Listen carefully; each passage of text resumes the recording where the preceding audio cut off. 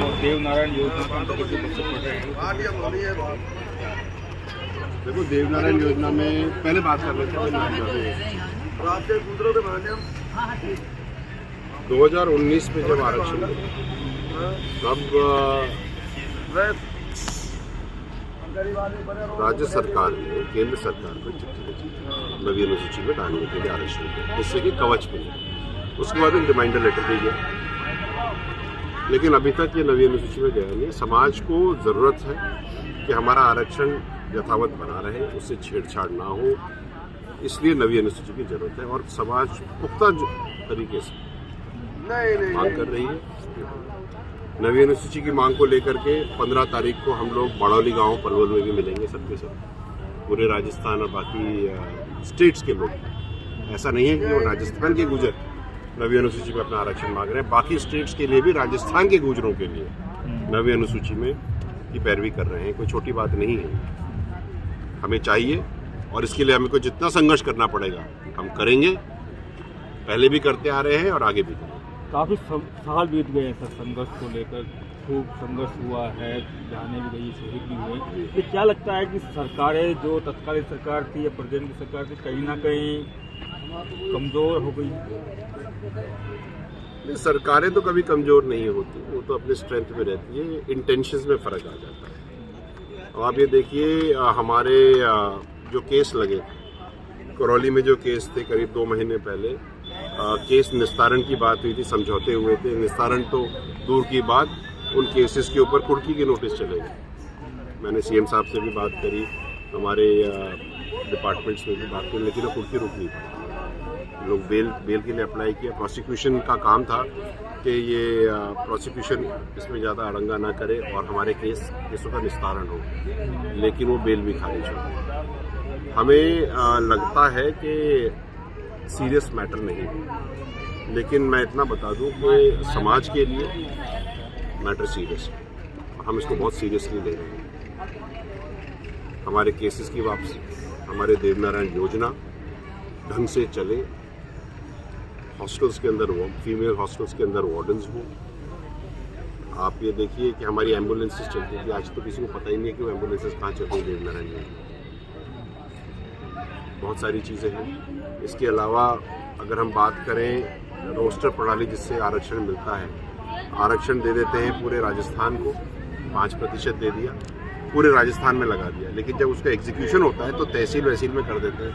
तो जहाँ पर 20 नौकरियाँ होंगी वहाँ पर हमें 1 नौकरियों का आरक्षण मिलेगा, लेकिन जब वो तहसीलों में कर देते हैं तो हो सकता है कहीं पे 15 मिल जाए, कहीं पे 20 मिल जाए। तो 15 होगा तो हमको मिलेगा ही नहीं, तो आरक्षण दे भी दिया और नहीं भी दिया। रोस्टर प्रणाली पूरी बदलने का टाइम आ गया। आपको मैं एक बात और बताऊं, आप सब लोग मेरी बात सुन रहे हैं, बहुत ज़रूरी बात है। हाई कोर्ट जोधपुर ने अपने ऑर्डर में, अपने ऑब्जर्वेशन में कहा है कि जो आरक्षण जो मेजरमेंट होगी वो एमबीसी की, तो पहले जो अभ्यर्थी है पहले वो जनरल में गिना जाएगा, उसकी मेरिट, उसके बाद में वो ओबीसी में गिना जाएगा। अगर उसमें भी उसका सिलेक्शन नहीं होता तो एमबीसी में गिना जाएगा। ये बिल्कुल क्लियर लिखा हुआ मोटे मोटे अक्षरों में है, लेकिन पूरा डिपार्टमेंट, पूरा सिस्टम अपने मन से चल रहा है।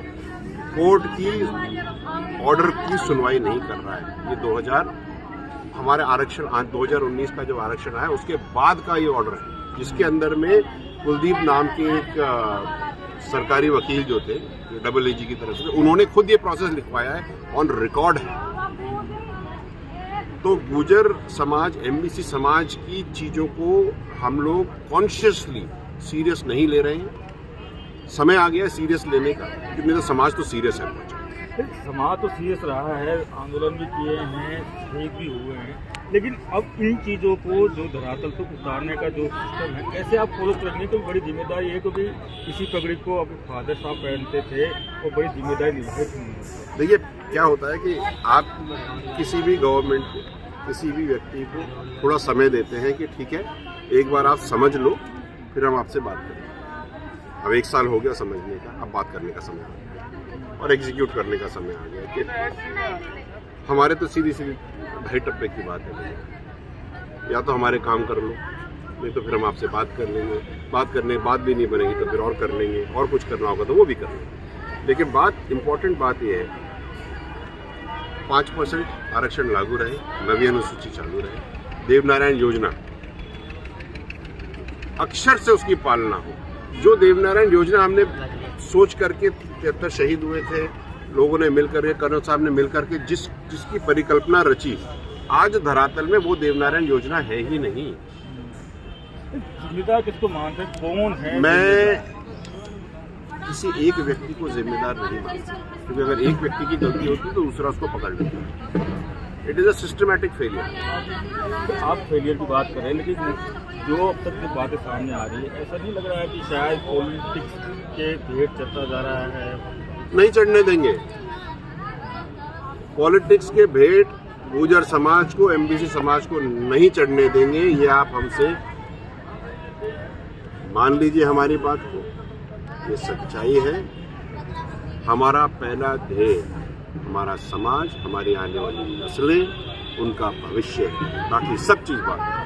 अभी तो नहीं है, क्या फिर अगर बातें नहीं मान जाती है तो क्या कुछ सड़कों से उतरेंगे, क्या कुछ क्राइटेरिया बना कर सरकार से बात करेंगे? अरे देख लेना, जो होता देखा जाएगा। एक सिर्फ संघर्ष की बात कर रहे हैं, लेकिन जो राजस्थान की राजनीति की बात कर लेता हूँ जी, जिस तरीके से कुरला मीणा बात कर रहे हैं, धोखे की बात कर रहे हैं, सरकार की बात कर रहे हैं कि भाई जो सरकार में रहते हुए केस दर्ज हो जाता है, तो इस तरह के देखते हैं राजनीति कहाँ करवट ले रही है?